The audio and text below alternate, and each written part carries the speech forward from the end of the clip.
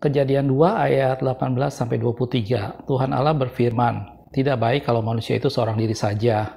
Aku akan menjadikan penolong baginya yang sepadan dengan dia."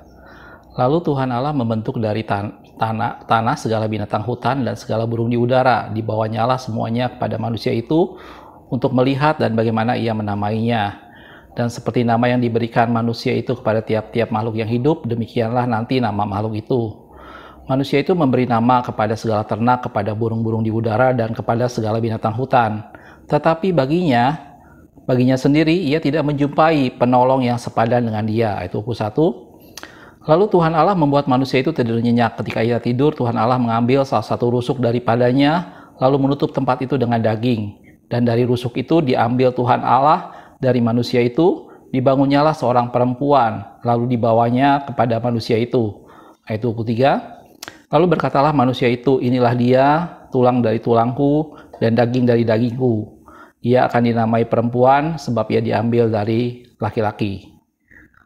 Oke, shalom, selamat siang. Kita ketemu lagi di channel Pelita Kakiku, karena firman-Mu adalah pelita bagi kakiku dan terang bagi jalanku. Ayat yang baru kita baca tentunya kita sudah sangat familiar, itu adalah tentang bagaimana Allah menciptakan manusia pertama, yaitu Adam. Dan dikatakan dalam firman Tuhan, dikatakan tidak baik kalau manusia itu seorang diri saja. Dia akan memberikan penolong yang sepadan dengan dia. Tuhan Allah akan memberikan penolong yang sepadan dengan dia. Gitu ya.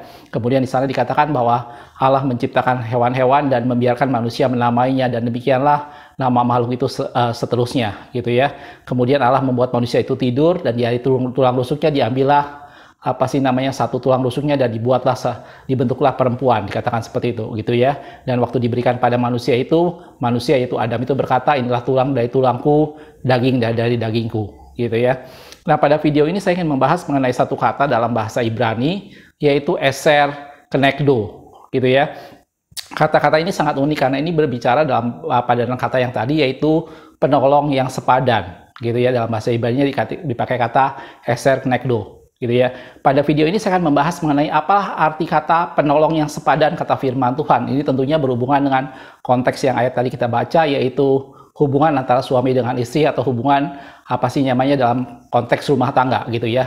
Hubungan yang berlainan jenis. Dalam salah satu video yang lain saya pernah membahas mengenai teladan yang rusak, di mana saya juga menjelaskan di sana tentang hubungan keluarga, tetapi lebih banyak dalam cakupan antara orang tua terhadap anak, bagaimana orang tua menjadi teladan. Dan di sana saya menjelaskan beberapa contoh dalam firman Tuhan, orang tua yang memberikan teladan yang rusak. Nah, pada video ini saya ingin membahas mengenai eser kenekdo ini, gimana ini berbicara soal hubungan antara pria dengan wanita, antara suami dengan istri, tentunya dalam cakupan satu keluarga. Dan dikatakan dalam firman Tuhan di sana adalah penolong yang sepadan. Oke, sebelum kita membahas lebih jauh lagi, ada satu disclaimer yang ingin saya buat, bahwa seperti halnya video yang pernah saya buat mengenai teladan yang rusak, di sini juga saya mau disclaimer bahwa setiap hubungan antara pria dengan wanita dalam sebuah rumah tangga, antara suami dengan istri, itu sesuatu hal yang sangat kompleks, di mana setiap pasangan punya gaya hubungan yang berbeda-beda. Setiap pasangan punya gaya kepemimpinan, gaya mengelola rumah tangganya dengan cara yang berbeda, sehingga tidak bisa ada pola atau pattern tertentu yang kita standarisasi kepada seluruh pasangan, yang kita tidak bisa menganggap bahwa harus seperti inilah yang namanya pasangan di dalam Kristen. Tidak. Karena itu pada video ini saya akan memberikan dasar pertimbangan firman Tuhan, gitu ya, dari kata eser kenekdo tadi, gitu ya. Tapi bentuk realisasinya itu semua tergantung pada keadaan dan situasi masing-masing pasangan, gitu ya. Jadi ini disclaimer yang saya mau buat terlebih dahulu, gitu ya. Oke, kalau kita perhatikan tadi dalam firman Tuhan, bahwa kita melihat bahwa latar belakang kejadian ini adalah Allah pertama menciptakan manusia dari debu tanah, yaitu Adam. Dan dibilang di sana dihembuskan nafas hidup kepadanya sehingga dia menjadi makhluk yang hidup. Gitu. Tetapi ada inisiatif dari Allah pada saat Allah melihat bahwa tidak baik. Semua yang Allah ciptakan, Allah memandang semuanya baik. Tapi ada satu yang Allah bilang tidak baik, yaitu tidak baik kalau manusia itu seorang diri saja. Gitu ya. Allah menciptakan matahari, Allah menciptakan cakrawala, Allah menciptakan binatang, semuanya Allah katakan itu baik. Tetapi ada satu yang Allah bilang tidak baik kalau manusia itu seorang diri saja. Nah, itu ada ayat yang 18 tadi di Kejadian 2. Dibilang sana tidak baik kalau manusia itu seorang diri saja. Aku akan menjadikan penolong baginya yang sepadan dengan dia. Jadi Allah yang berinisiatif untuk menciptakan penolong yang sepadan bagi Adam pada waktu itu. Jadi ide pertama tentang pernikahan atau ide pertama tentang hubungan antara suami dengan istri, itu ide datang dari Allah. Karena Allah melihat sesuatu hal yang tidak baik apabila Adam waktu itu sendirian saja. Dan ide yang Allah berikan bukan ide sembarangan. Dia bilang dia memberikan penolong, tapi bukan cuma penolong, tetapi yang sepadan dengan dia. Nah, ini yang menarik, saudaraku. Inilah eser knikdo yang Tuhan maksudkan, menciptakan seorang penolong yang sepadan dengan dia. Gitu ya. Jadi yang pertama kita harus mengerti sebelum kita lebih jauh membahas masalah kata eser knikdo ini, saya ingin kita sama-sama melihat bahwa ini adalah ide dari Allah. Bahwa ini adalah inisiatif Allah semata-mata karena Allah menginginkan sesuatu yang baik yang terjadi pada manusia. Gitu. Jadi Allah mengambil inisiatif, Allah mengambil ide untuk memberikan seorang penolong. Gitu ya. Dan kita tahu ceritanya bagaimana kemudian Adam dibuat tidur dan diambil tulang rusuknya. Banyak orang-orang yang mungkin sempat membuat berbagai macam quote berkenaan dengan tulang rusuk. Dia diambil dari tulang rusuk supaya jadi pendamping, bukan diambil dari tulang kaki supaya tidak diinjak-injak, atau diambil dari tulang kepala supaya dia menindas atau menjadi pemimpin, gitu ya. Macam-macam yang orang buat quote mengenai tulang rusuk ini. Tetapi itulah yang Allah maksudkan. Dan kita harus mengerti bahwa walaupun itu diambil dari tulang rusuk Adam, yang menjadikan Hawa itu adalah Allah sendiri. Jadi baik Adam maupun Hawa itu semua diciptakan oleh Allah. Allah lah yang menciptakan mereka. Allah lah sumber mereka. Walaupun kalau dibilang bahan bakunya mungkin berbeda. Adam dari debu tanah, sementara Hawa diambil dari tulang rusuk Adam. Tetapi prinsipnya adalah baik Adam maupun Hawa itu diciptakan oleh Allah. Dan Allah yang mengambil inisiatif terbentuknya sebuah pernikahan, terbentuknya hubungan antara pria dengan wanita dalam konteks suatu pernikahan. Jelas ya? Dan saya tertarik dengan satu tulisan Paulus dalam 1 Korintus 11 ayat 8-9. Sebelum kita ngomong lebih jauh masalah bagaimana pria harus jadi pemimpin, bagaimana istri harus tunduk pada suami, kita ingin melihat sama-sama dasar firman Tuhan untuk kita melihat bahwa baik pria maupun wanita, di mata Allah itu sama-sama Allah yang ciptakan. Gitu ya. Dalam 1 Korintus 11 ayat 8-9 dikatakan seperti ini. Sebab laki-laki tidak berasal dari perempuan, betul. Gitu ya. Bahan baku tadi saya bilang kalau kita mau pakai istilah bahan baku laki-laki dari debu tanah, dikatakan seperti itu, gitu ya. Tetapi perempuan berasal dari laki-laki, memang perempuan diambil dari tulang rusuk pria, gitu ya. Dan waktu diberikan lelaki itu berkata, Adam tadi berkata, dialah daging dari dagingku, tulang dari tulangku, gitu ya. Lanjutannya dalam 1 Korintus tadi, dan laki-laki tidak diciptakan karena perempuan, tetapi perempuan diciptakan karena laki-laki. Di sini timbul kesan bahwa seakan-akan bahwa lelaki menjadi sumber, gitu ya. Seakan-akan lelaki menjadi satu segala-galanya. Di sini pada saat saya mempelajari firman Tuhan ini sebelum saya sampaikan, ada sesuatu yang jadi satu pertimbangan dalam diri saya, bagaimana saya bisa menyampaikannya secara netral tanpa melebih-lebihkan salah satu pihak, khususnya karena saya seorang suami, gitu ya. Jadi saya tidak mau memberikan kesan atau memberikan penekanan yang lebih menguntungkan pihak suami, gitu. Tapi kita harus lihat secara objektif apa kata firman Tuhan tentang hal ini. Dan di ayat tadi waktu Paulus mengatakan bahwa laki-laki tidak berasal dari perempuan, dan dikatakan laki-laki tidak diciptakan karena perempuan, seakan-akan superioritaskan lelaki. Tetapi ayat ini tidak berhenti sampai sana, saudaraku. Kalau kita lihat lanjutannya di ayat 11-12, di 1 Korintus 11 dikatakan, namun demikian dalam Tuhan, gitu ya. Setelah Paulus tadi bilang di atasnya bahwa laki-laki tidak berasal dari perempuan, tapi perempuan berasal dari laki-laki. Laki-laki tidak diciptakan karena perempuan, tetapi perempuan diciptakan karena laki-laki. Sepertinya laki-laki menjadi sangat superior di sana. Tapi Paulus tidak ngomong sampai di sana aja. Karena di ayat 11 di bawahnya, dia bilang, namun demikian, dalam Tuhan, itu tidak ada perempuan tanpa laki-laki, dan tidak ada laki-laki tanpa perempuan. Di atasnya terkesan bahwa lelaki menjadi satu hal yang superior, pria menjadi sesuatu yang superior, di mana perempuan berasal dari sana. Perempuan lahir karena ada laki-laki. Tetapi di ayat 11-nya, Paulus menekankan bahwa dalam Tuhan, tidak ada perempuan tanpa laki-laki, dan tidak ada laki-laki tanpa perempuan. Paulus mulai menekankan satu kesetaraan di sana, gitu ya. Lanjutannya, sebab sama seperti perempuan berasal dari laki-laki, betul, perempuan berasal dari laki, tapi itu bukan cuma itu. Demikian pula, laki-laki dilahirkan oleh perempuan. dan yang terpenting dari semuanya lanjutannya, dan segala sesuatu berasal dari Allah. Gitu ya saudaraku. Jadi kalau kita bicara masalah eser nekdo, tentang penolong yang sepadan, ini yang pertama kita harus mengerti bahwa baik pria maupun wanita itu semua diciptakan oleh Allah. Allah yang punya ide. Tidak baik kalau manusia itu seorang diri saja. Aku akan menciptakan penolong yang sepadan. Gitu ya. Dan itulah ide dari Allah. Dan dikatakan dalam firman Tuhan bahwa di dalam Tuhan tidak ada laki-laki tanpa perempuan, tidak ada perempuan tanpa laki-laki. Sama seperti perempuan dilahirkan dari laki-laki, demikian juga laki-laki dilahirkan dari perempuan.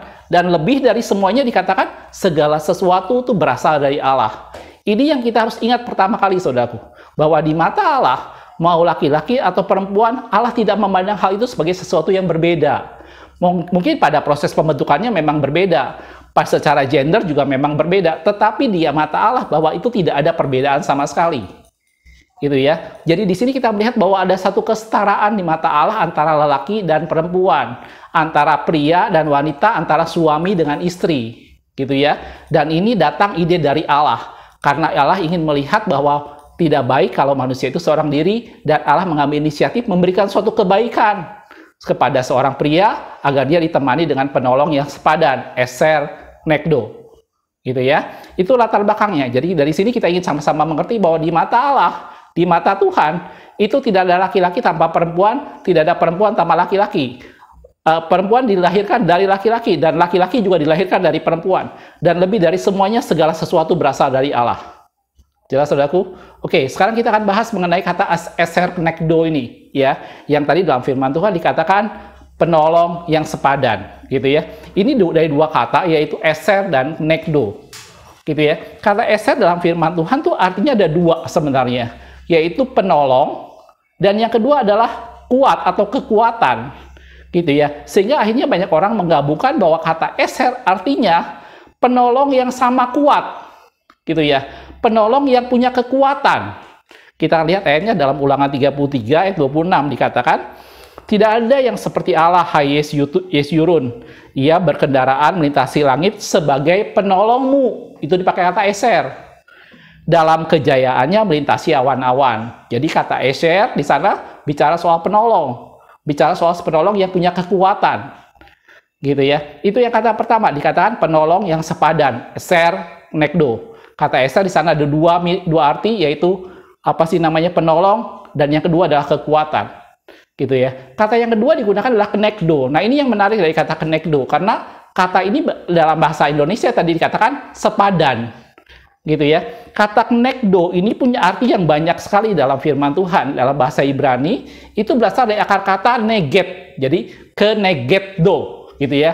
Sehingga orang ngomongnya dengan nekdo, gitu ya. Dapat awalan ke di depannya. Tapi akar katanya adalah neget, gitu. Yang artinya di sana ada beberapa. Yang pertama adalah to be face to face, untuk berhadapan wajah dengan wajah. Sesuatu yang bisa saling pandang secara setara.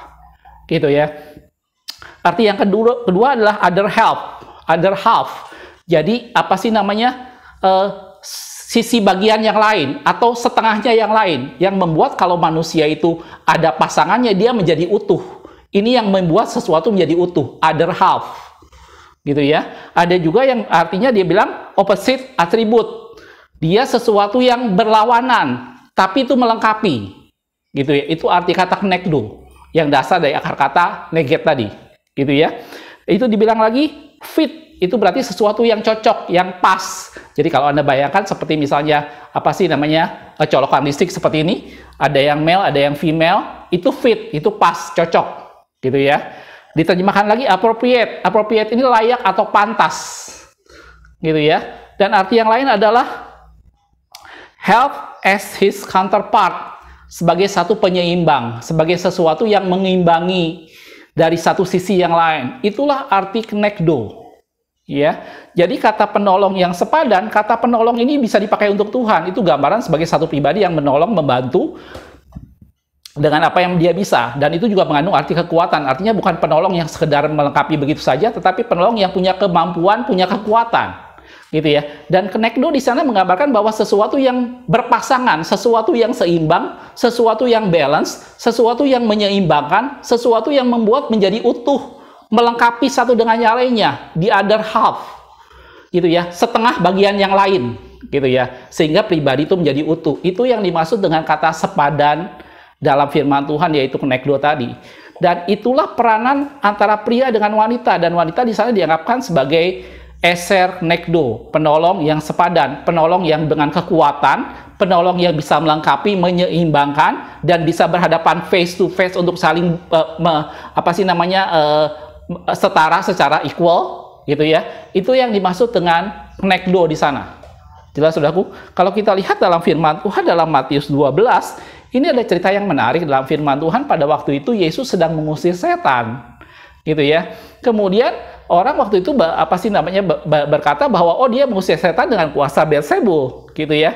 Kemudian Yesus menjelaskan bahwa tidak mungkin setan melawan setan lagi dengan indikasi seperti itu. Tapi Yesus memberikan ilustrasi tentang dua. Yang pertama adalah bagaimana mungkin kerajaan akan melawan itu sendiri, dan satu keluarga, gitu ya, dalam satu rumah tangga. Ada dua yang Yesus analogikan seperti bentuk itu.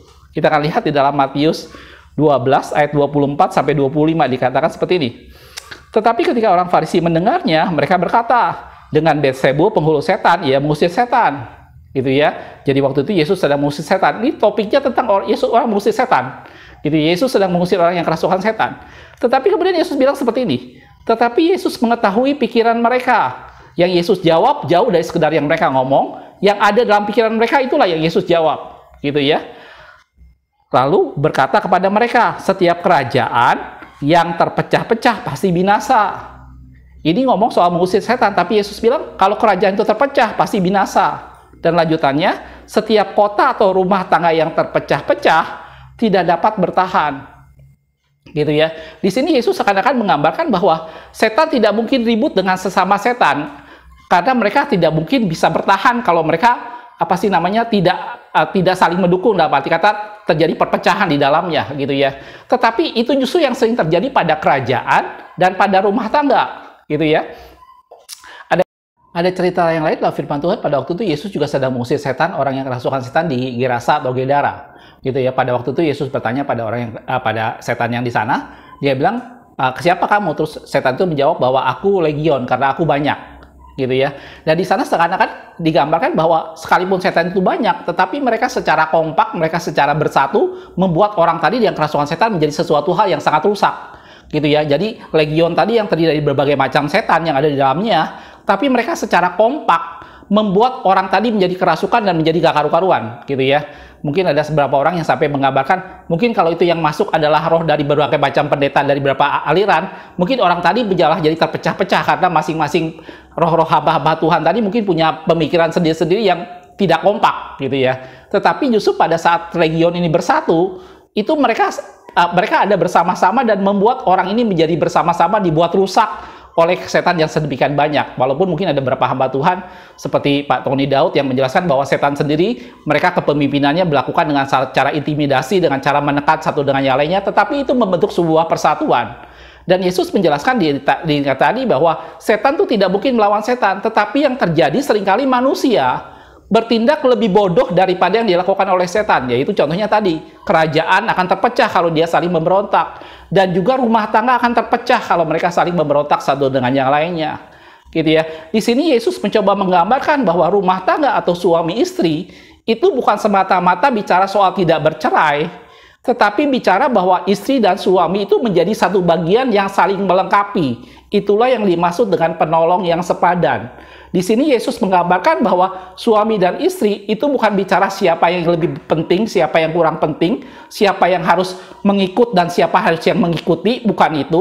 Tetapi di sana bicara soal dua pribadi yang menjadi satu dan saling melengkapi dari setiap sisi yang berbeda. Itu yang disebut dengan eser kenekdo, gitu ya. Dan itu yang seringkali kebodohan yang dilakukan oleh manusia yang mungkin setan sendiri tidak lakukan itu, gitu loh. Karena itu Yesus menggambarkan, setan tidak mungkin bisa melawan setan, tetapi seringkali kerajaan melakukan itu, rumah tangga melakukan itu, gitu ya. Bahkan karena firman Tuhan adalah Allah menjadikan manusia itu penolong yang sepadan. Itu eser nekdo. Dia menjadi the other half, Dia menjadi counterpart yang melengkapi, dan dia bisa face to face untuk secara equal berada, gitu ya. Dan ini kata firman Tuhan yang penting tentang suami dan istri. Jadi tadi saya bilang, masing-masing keluarga punya pola sendiri-sendiri, masing-masing suami istri punya pola sendiri-sendiri. Tetapi yang saya maksudkan di sini adalah dalam firman Tuhan Allah memandang bahwa pria dan wanita itu sama. Betul, wanita diciptakan dari tulang rusuk pria, tetapi tadi kata Paulus dikatakan wanita berasal dari pria, tetapi pria juga dilahirkan dari wanita, gitu ya. Dan terlebih dari semuanya diciptakan oleh Allah, gitu ya. Dari sini saya ingin melihat bahwa di mata Allah, posisi pria dengan wanita atau suami dengan istri itu sama pentingnya. Jadi bukan berarti semata-mata bahwa pria harus di depan, kalau wanita hanya ngikut di belakang. Pria itu pemimpin, wanita itu hanya sekedar mengikut dari belakang. Kata firman Tuhan bukan seperti itu hubungan antara eser nekdo. Eser nekdo itu adalah penolong yang sepadan, yang berdiri bersama-sama, yang maju bersama-sama, yang saling menopang pada saat lemah. Dia menjadi counterpart yang saling melengkapi, yang membuat itu menjadi utuh pada saat dia berdua. Jelas saudaraku, itu kata firman Tuhan tentang suami dan istri, gitu ya. Dan Allah tidak menghendaki suatu bentuk perpecahan di mana masing-masing akhirnya memberontak dengan urusan sendiri-sendiri. Sekali lagi, ini bukan soal perceraian, saudaraku. Ini soal bagaimana suami dengan istri itu terpecah seperti tadi pada waktu Yesus mengilustrasikan pada waktu dia mengusir setan, gitu ya. Dan ini kata firman Tuhan, begitulah yang disebut dengan eser nekdo. Eser itu penolong dengan kekuatan. Nekdo di sana bicara soal sesuatu yang melengkapi, counterpart, di mana dia dengan opposite atribut yang berbeda. Itulah yang disebut dengan nekdo, dan itu justru saling melengkapi, gitu ya. Suami dan istri harusnya menjadi partner dalam beberapa hal. Saya tulis di sini beberapa hal. Yang pertama adalah dalam hal mendidik anak. Tentunya pola didikan dari ayah dengan ibu tentunya sangat berbeda, dan itu menjadi sesuatu hal yang harusnya saling melengkapi. Ayah tidak bisa berpikir bahwa didikan dia yang paling tepat. Tidak. Tentunya ibu juga punya perspektif, cara pandang lain tentang hal mendidik anak, dan itu semua harus menjadi satu, di mana semuanya saling melengkapi, gitu ya. Hal yang kedua dalam hal pengelolaan rumah tangga, entah masalah finansial atau apapun juga, mereka berdua harus menjadi sesuatu yang saling melengkapi. Tidak zaman lagi kalau sekarang berbicara masalah pria bagian mencari uang, istri bagian di dapur. Itu tidak zaman lagi sekarang, saudaraku. Dan memang kata firman Tuhan bukan itu yang terpenting. Yang terpenting bagaimana mereka menjadi partner yang saling melengkapi dan mengisi satu dengan yang lainnya sebagai satu pasangan yang seimbang, sebagai penolong yang seimbang, gitu ya. Yang kedua, itu mereka menjadi partner dalam hal belajar dan pengembangan diri masing-masing dan anggota keluarga tentunya, gitu ya. Masing-masing bisa saling melengkapi dalam waktu kita belajar firman Tuhan, bisa bertanya satu dengan yang lainnya, satu punya sudut pandang lain, satu punya pemikiran lain, satu punya pengalaman pribadi dengan Tuhan yang berbeda-beda, dan itu semua saling melengkapi, gitu. Dan yang keempat tentunya dalam hal pelayanan, masing-masing punya perspektif dan gaya pelayanan yang berbeda, dan itu semua menjadi sesuatu yang saling melengkapi, gitu ya. Nah, itulah kata firman Tuhan tentang suami dengan istri. Jadi di sini kita ingin melihat sama-sama, pertama, pernikahan atau suami dengan istri itu ide dari Allah. Terlepas dari bahan bakunya apa, ya, dua-duanya sama-sama diciptakan oleh Allah. Dan kata Paulus tadi dikatakan segala sesuatu berasal dari Allah. Itu yang pertama. Dan yang kedua yang disebut dengan pasangan yang seimbang di sana bukan berarti siapa di depan, siapa di belakang, tetapi di sana bicara soal sesuatu yang saling melengkapi, sesuatu yang saling mengisi sehingga menjadi sesuatu yang utuh, gitu ya. Dan itu bisa dilakukan dalam hal mengelola keluarga, mendidik anak, dalam hal kita belajar firman Tuhan, itu pun menjadi sesuatu yang saling melengkapi. Sekarang banyak sekali hamba-hamba Tuhan yang istrinya dipakai Tuhan lebih daripada suaminya, misalnya dalam hal tertentu. Itu tidak masalah. Oke, jelas saudaraku ya. Jadi kalau misalnya saya punya kesaksian sedikit, kalau ada sering nonton video kita tentang sejarah Alkitab, di sana saya sengaja bersamaan dengan istri saya, karena saya tahu bahwa dia seorang yang suka dengan sejarah, gitu. Dan itu membuat kita saling melengkapi. Ada saat-saat tertentu di mana saya harus bertanya sama dia tentang suatu sejarah tertentu dalam Alkitab yang membuat pemahaman saya tentang firman Tuhan menjadi lebih utuh. Dan sebaliknya, istri saya juga sering bertanya pada saya tentang apa sih arti ini semua, tentang suatu kebenaran firman Tuhan tertentu, gitu ya. Dan itulah yang disebut dengan counterpart. Tadi saya sudah bilang, banyak hamba-hamba Tuhan yang istrinya tampil ke depan, membawakan firman Tuhan, sementara suaminya mendampingi saja. Dan itu tidak ada masalah dalam firman Tuhan. Bukan menjadi sesuatu hal di mana wibawa suaminya menjadi berkurang, tidak. Gitu. Itulah kata firman Tuhan tentang eser nekdo, di mana menjadi pasangan yang penolong yang sepadan, kata firman Tuhan. Jelas saudaraku? Nah, sekarang apa sih namanya dibalik tadi, di mana pria dengan wanita adalah sesuatu hal yang sama, yang sepadan, yang seimbang, yang sama-sama diciptakan oleh Tuhan, dan di satu pihak mereka harus menjadi sesuatu yang saling melengkapi. Tentunya kita tidak bisa tutup mata dengan perbedaan karena faktor gender. Gitu ya. Kalau kita perhatikan dalam firman Tuhan, bagian yang ketiga yang saya ingin bahas di sini, kalau kita perhatikan dalam firman Tuhan, pada saat mereka jatuh ke dalam dosa, maka hukuman yang diberikan kepada Adam dan kepada Hawa itu berbeda. Kepada Adam dikatakan kamu akan bekerja dan berjerih payah, gitu ya, untuk menghasilkan apa sih namanya, bekerja di bumi. Sementara itu yang Hawa dikatakan kamu akan sakit bersalin, kamu akan sakit pada waktu kamu melahirkan.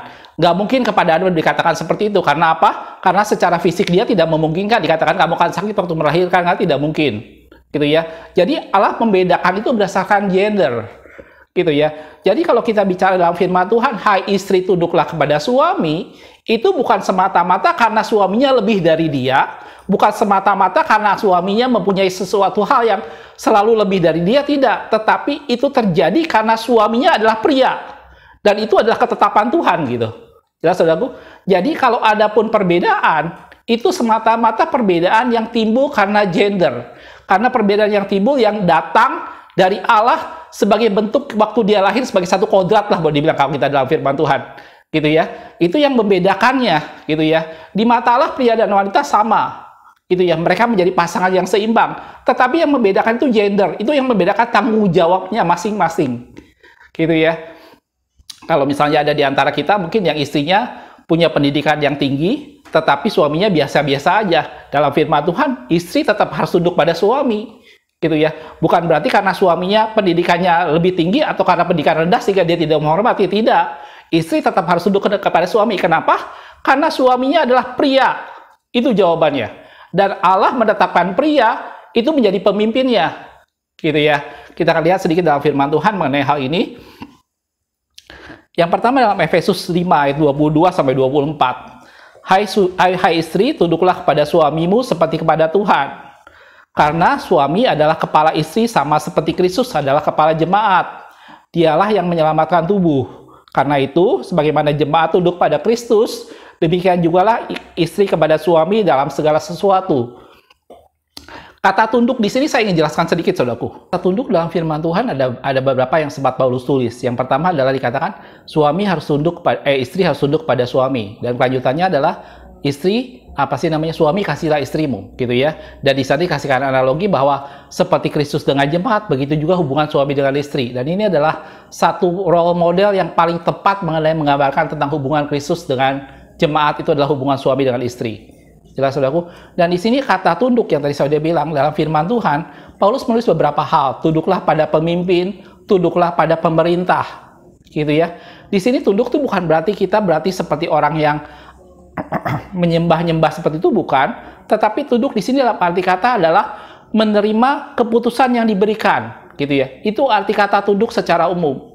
Jadi misalnya kita tunduk pada pemerintah, berarti pada saat pemerintah mengambil suatu keputusan tentang sesuatu hal, maka kita sebagai warga negara adalah mengikuti keputusan tersebut. Itu arti kata tunduk, gitu ya.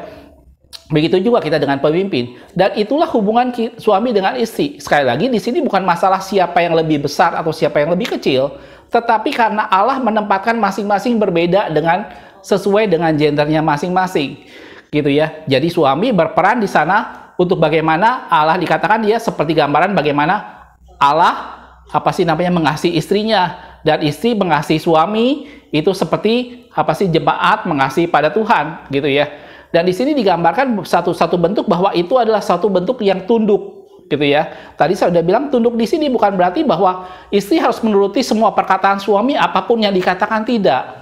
Tetapi itu berhubungan dengan bagaimana suatu keputusan yang diambil. Maksud keputusan itu seperti ini, gitu ya. Dalam sebuah keluarga biasanya ada satu masalah atau ada sesuatu apapun yang direncanakan dan kemudian perlu ada suatu keputusan. Dan pengambilan keputusan itu datang dari sebuah pertimbangan, datang dari pertimbangan-pertimbangan yang muncul di sekitarnya. Dari pertimbangan itulah diambil sebuah keputusan. Dan apabila keputusan itu diambil, maka seluruh anggota keluarga harus setuju dan tunduk dengan keputusan itu. Seperti itulah istri tunduk kepada suami. Jadi tidak ada masalah kalau istrinya punya pendidikan tinggi, suaminya pendidikan rendah. Pada saat suaminya mengambil keputusan, suaminya butuh pertimbangan. Dan yang memberikan pertimbangan itu adalah semua anggota keluarga, termasuk istrinya. Dan sampai pada akhirnya dia mengambil keputusan, dan keputusan itulah yang akhirnya diikuti oleh seluruh anggota keluarga. Jelas, saudaraku? Itu maksudnya tunduk, kata firman Tuhan. Gitu ya. Jadi bukan menjadi sesuatu di mana kalau kita tunduk hanya karena dia lebih dari kita. Tidak. Bisa aja dia menjadi sesuatu yang seakan-akan masih di bawah kita. Tetapi istri tetap harus tunduk pada suami, kata firman Tuhan. Gitu ya. Dan sebaliknya, suami harus mengasihi istri sama seperti Kristus mengasihi jemaat, kata firman Tuhan. Gitu ya. Ayat yang lain kalau kita perhatikan dalam Efesus 5 ayat 25 di bawahnya, hai suami kasihilah istrimu sebagaimana Kristus telah mengasihi jemaat dan telah menyerahkan dirinya baginya. Jadi harus ada sesuatu yang berimbang antara istri tunduk pada suami dan suami mengasihi istri. Itu sesuatu yang saling berbalas, menjadi sesuatu yang seimbang. Bagaimana suami mengasihi istrinya, dan seperti itulah istrinya tunduk pada suaminya. Tidak bisa hanya salah satu pihak dituntut. Gitu ya. Seorang istri tunduk pada suaminya apabila dia melihat Allah dalam diri suaminya. Dan seperti jemaat tunduk pada Kristus, demikianlah istri tunduk pada suaminya. Karena dia melihat ada Allah dalam suaminya. Gitu. Nah, seperti itulah sekarang suami mengasihi istrinya. Dia mengasihi istrinya karena apa? Karena ada kasih Allah seperti Kristus mengasihi jemaat. Seperti itulah suami mengasihi istrinya. Jadi dalam ini semua intinya adalah yang menjadi kepala dalam rumah tangga itu adalah Allah sendiri. Istri tunduk pada suami karena dia melihat ada pribadi Allah dalam suaminya. Suaminya mengasihi istrinya karena apa? Karena dalam hatinya ada kasih Allah yang membuat seperti Allah mengasihi jemaat. Jelas, saudaraku? Dalam Kolose 3 ayat 18 dikatakan, hai istri-istri tunduklah kepada suamimu. Berkali-kali dalam firman Tuhan ditekankan bahwa hai istri tunduklah pada suamimu sebagaimana seharusnya di dalam Tuhan. 1 Petrus 3 ayat yang pertama dikatakan, demikian juga kamu hai istri-istri, tunduklah kepada suamimu. Supaya jika ada di antara mereka yang tidak taat kepada firman, mereka juga tanpa perkataan dimenangkan oleh kelakuan istrinya. Ini ada hal yang menarik. Di Petrus dikatakan bahwa istri tunduk pada suami. Tapi di sana digambarkan bahwa kalau suaminya tidak taat pada firman Tuhan, maka tanpa dengan perkataan, kelakuan istrinya yang tunduk dengan suaminya itu memenangkan suaminya tersebut. Karena dia melihat Kristus ada di sana. Jelas, saudaraku? Apa yang dilakukan istrinya menjadi manifestasi dari kasih Kristus buat suaminya. Gitu ya. Dalam 1 Petrus 3 ayat yang kelima dikatakan seperti ini. Sebab demikianlah caranya perempuan-perempuan kudus dahulu berdandan. Yaitu perempuan-perempuan yang menaruh pengharapannya kepada Allah. Mereka tunduk kepada suaminya. Jelas, saudaraku? Jadi, kalau bicara soal istri harus tunduk pada suami, sekali lagi, itu bukan karena suaminya lebih, bukan karena suaminya menjadi sesuatu hal yang dia harus ikutin tanpa dia mengerti, tetapi karena dia melihat ada Kristus di sana. Karena dia melihat seperti jemaat tunduk pada Kristus, demikianlah istri tunduk pada suami. Gitu. Dan konsekuensinya, kalau pada suaminya ada Kristus, maka ada kasih Kristus yang membuat dia mengasihi istrinya sama seperti Kristus mengasihi jemaat. Jelas, saudaraku? Jadi di sini bukan masalah siapa lebih besar, siapa lebih tinggi. Saya udah bilang tadi, di sini masalah gender yang membedakan antara pria dengan wanita dengan tanggung jawab dan konsekuensi yang berbeda-beda. Gitu ya. Anda seorang istri, Anda boleh punya pendidikan yang sangat tinggi, boleh punya gaji yang sangat besar, tetapi kita tetap harus tunduk pada suami. Walaupun misalnya suami kita dengan pendidikan yang lebih rendah. Kenapa? Karena dia adalah suami dan dia pria. Itu jawabannya. Saudaraku, dan Allah sudah menentukan itu semua. Dan sebagai seorang pria, kita harus mengasihi istri kita dengan kondisi seperti apapun juga. Karena apa? Karena dia wanita. Gitu. Bukan masalah siapa lebih besar, siapa lebih tinggi, siapa lebih diutama, siapa lebih di belakang, bukan masalah itu. Jelas, saudaraku? Jadi dari sini saya ingin menekankan pertama, semuanya berasal dari Allah. Dan yang kedua, esternekdo, itu bicara soal sesuatu yang saling melengkapi. Sesuatu yang menjadi utuh, menjadi satu pada saat mereka bersama-sama. Itu. Dan yang ketiga, kata firman Tuhan, masalah tunduk, dan itu tadi, Itu karena mereka dipisahkan karena gender dan tanggung jawabnya masing-masing. Sehingga suami harus mengasihi istri, istri harus tunduk pada suami. Jelas, saudaraku? Dan bagian yang berikutnya mengenai suami dengan istri yang seringkali orang gembor-gemborkan adalah suami harus menjadi imam di keluarga. Nah, ini menjadi sesuatu hal yang menarik, saudaraku. Kenapa? Kita lihat satu ayat dalam firman Tuhan yang Paulus katakan. Dalam 1 Korintus 7 ayat 12-14. Ini Paulus mencoba menggambarkan tentang suami dengan istri dalam satu kondisi yang bisa aja istrinya lebih mengasihi Tuhan, suaminya tidak, atau sebaliknya, gitu ya. Kita lihat ayatnya. 1 Korintus 7 ayat 12-14 dikatakan seperti ini. Kepada orang-orang lain, aku, Paulus bilang, bukan Tuhan nih, katakan, kalau ada seorang saudara beristrikan seorang yang tidak beriman, dia bilang, kalau sampai ada yang seperti itu, Paulus bilang, dan perempuan itu mau hidup bersama-sama dengan dia, janganlah saudara itu menceraikan dia. Jadi kalau ada seorang pria menikah dengan seorang perempuan, dia beristrikan perempuannya tidak seiman. Kalau sampai itu terjadi, dikatakan saudara itu jangan menceraikan dia. Lanjutannya. Dan kalau ada seorang istri bersuamikan seorang yang tidak beriman, dan laki-laki itu mau hidup dengan dia, janganlah menceraikan laki-laki itu. Karena suami yang tidak beriman dikuduskan oleh istrinya, dan istri yang tidak beriman dikuduskan oleh suaminya. Lanjutannya, andai kata tidak demikian, niscaya anak-anakmu adalah anak-anak cemar, tetapi sekarang mereka adalah anak-anak kudus. Di sini Paulus menggambarkan bahwa soal imam, memang dalam firman Tuhan, kalau pria dan wanita sama-sama mengenal Tuhan, sama-sama dekat pada Tuhan, maka pria sebagai posisi yang tadi dikatakan sebagai pemimpin, dia adalah wakil Allah, maka dia memimpin keluarganya untuk mengenal dan mengasihi Tuhan. Tetapi bukan berarti bahwa jabatan imam dalam keluarga hanya pada pria, tidak. Tadi dikatakan dalam firman Tuhan, kalau dia menikah dengan seorang yang tidak beriman, orang itu mau hidup bersama-sama dengan dia, jangan menceraikannya. Gitu ya. Istrinya akan menguduskan suaminya jika dia tidak beriman, atau kebalikannya, suaminya akan dikuduskan oleh istrinya. Gitu ya. Di sini Paulus menggambarkan bahwa yang menjadi imam, yang menguduskan pasangannya, siapa saja bisa. Jadi dari Paulus tadi dikatakan bahwa dia bilang suami yang tidak beriman dikuduskan oleh istrinya.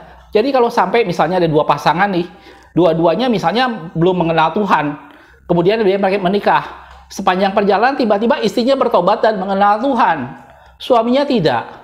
Nah, Paulus bilang itu tidak boleh diceraikan kalau suaminya mau bersama-sama dengan dia. Kenapa? Karena dia bilang nanti suaminya dikuduskan oleh istrinya. Gitu.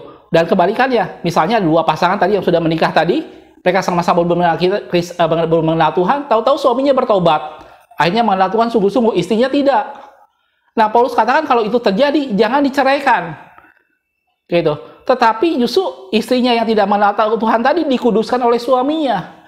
Di sini Paulus coba gambarkan bahwa imam dalam keluarga itu bisa suami maupun istri yang membawa keluarganya mengenal Tuhan. Itu maksud saya. Jelas, saudara? Jadi bisa aja mungkin kita jumpai di sekitar kita ada pasangan yang mungkin pertama mereka sama-sama belum mengenal Tuhan. Tahu-tahu salah satu bertobat terlebih dahulu. Entah prianya, entah wanitanya. Bisa aja begitu. Gitu ya. Dan Paulus katakan ini yang mengatakan aku, bukan Tuhan. Karena dalam firman Tuhan dengan jelas dikatakan sejak awal bahwa jangan kamu menjadi pasangan yang seimbang. Yang tidak seimbang, gitu ya. Persamaan apakah antara terang dengan gelap? Allah mau kita orang yang beriman menikah dengan orang yang beriman. Tapi kalau dalam satu kondisi kita sudah menikah, kemudian dua-dua kita belum bertobat dan salah satu bertobat, maka yang tadi yang tidak bertobat tadi entah pria atau wanitanya, dikatakan dalam firman Tuhan jangan diceraikan. Gitu ya. Justru dia akan dikuduskan, membawa keselamatan melalui pasangan yang sudah bertobat, kata firman Tuhan. Di sini digambarkan bahwa imam yang membawa pengenalan pada Tuhan pada keluarganya itu bisa dilakukan oleh siapa aja, gitu ya. Jika istrinya sudah terlebih dahulu mengenal Tuhan, istrinya bisa mengajak seluruh keluarganya untuk mengenal Tuhan. Jika suaminya sudah mengenal Tuhan terlebih dahulu, suaminya bisa mengajak seluruh keluarganya bisa mengenal Tuhan. Bahkan saya bilang, kalau suami dan istrinya sama-sama tidak mengenal Tuhan, tapi anaknya sudah mengenal Tuhan dan bertobat, anaknya bisa membawa keluarganya untuk mengenal Tuhan. Itu maksud saya. Jelas, saudaraku, kalau semua mengenal Tuhan, tentunya suami berperan sebagai imam yang akan membawa keluarganya mengenal Tuhan. Tapi apabila tidak, maka siapapun di antara anggota keluarganya itu bisa menjadi imam, bisa membawa seluruh keluarganya untuk mengenal Tuhan.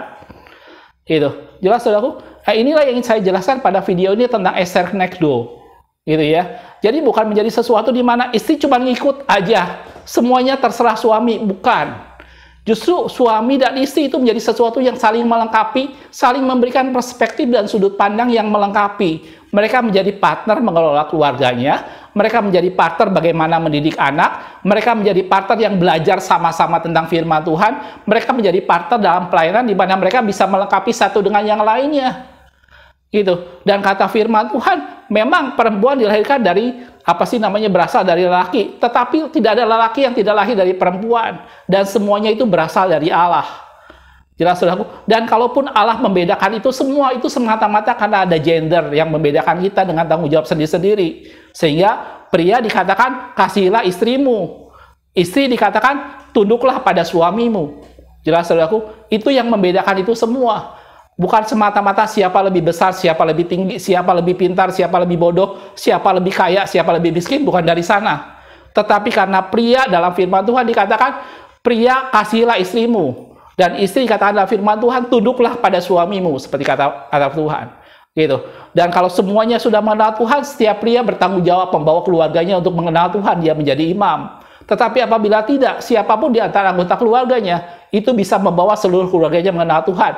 Istrinya bisa menjadi imam, suaminya pun bisa, bahkan anaknya sekalipun bisa apabila orang tuanya belum mengenal Tuhan. Jelas, saudaraku. Di sini saya tidak ingin melihat sama-sama bahwa tidak ada superioritas di antara pria dengan wanita. Tidak ada superioritas di antara suami dengan istri. Mereka saling membutuhkan, kita semua saling mengisi satu dengan yang lainnya. Gitu. Dan masing-masing menjadi belajar dan saling melengkapi, dan itulah yang disebut dengan Esther Knekdo. Jelas, saudaraku. Dan kata firman Tuhan, tidak baik kalau manusia itu seorang diri, aku akan memberikan padanya penolong yang sepadan dengan dia. Jelas, saudaraku. Satu ayat yang terakhir dalam Galatia 3 ayat 28 dikatakan, dalam hal ini tidak ada orang Yahudi atau orang Yunani, tidak ada hamba atau orang merdeka, tidak ada laki-laki atau perempuan. Paulus menegaskan sekali lagi, tidak ada bedanya dalam di mata Tuhan. Karena kita semua adalah satu di dalam Kristus. Jelas, saudaraku? Mari kita saling menghormati. Suami hargai dengan istrimu, kasihi dengan segenap hati. Gitu. Sebaliknya istri juga seperti itu kepada suami, gitu ya. Dan itu harusnya menjadi sesuatu hal yang utuh, yang saling melengkapi seperti rencana Tuhan. Gitu. Dan Allah merindukan seperti dia menjadi satu dengan gereja Tuhan, seperti dia dan gereja Tuhan akhirnya menjadi satu, demikian juga istri dengan suami. Jelas, saudaraku? Makasih sudah menonton. Kita ketemu di video berikutnya. Firman Tuhan katakan, jika kamu memperhatikan perintah-perintahku, maka sukacitamu akan seperti sungai yang tidak pernah kering, dan kebahagiaanmu akan terus berlimpah seperti gelombang laut yang tidak pernah berhenti. Tuhan Yesus memberkati.